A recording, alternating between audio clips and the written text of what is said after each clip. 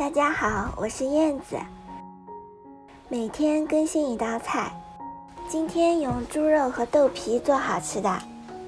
把半斤3分肥7分瘦的猪肉先切成小块，再放入料理机中打成肉末，装入一个大点的碗中备用。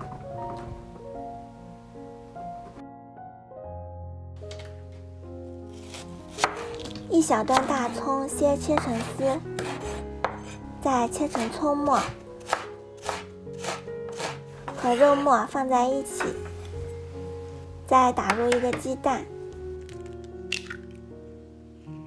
放入适量白胡椒粉、白糖、香油、生抽、蚝油，搅拌均匀。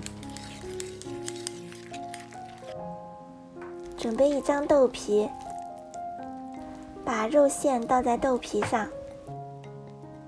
我的豆皮尺寸大约为25乘以35厘米，如果没有那么大，你可以多做几个。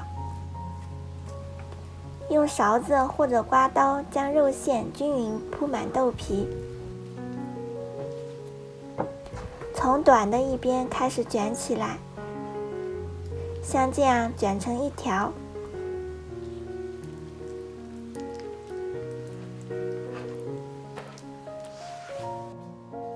蒸锅准备好足量的水，把豆皮卷放进去，盖上锅盖，用大火蒸20分钟。趁这个时间调一个料汁，准备一个碗，倒入2勺生抽，半勺醋，半勺香油，1小勺白糖，搅拌均匀备用。20分钟后，把豆皮肉卷取出来，放置温热，用刀切成1厘米的厚片，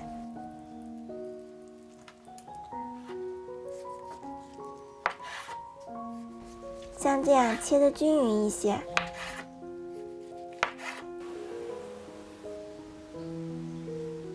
然后摆入盘中，撒上少许葱末，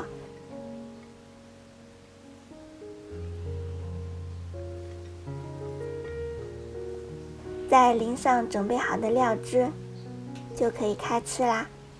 豆腐皮中含有丰富的优质蛋白，含有大量的卵磷脂，并含有多种矿物质补充钙质，搭配猪肉营养更丰富，对孩子的骨骼生长极为有利。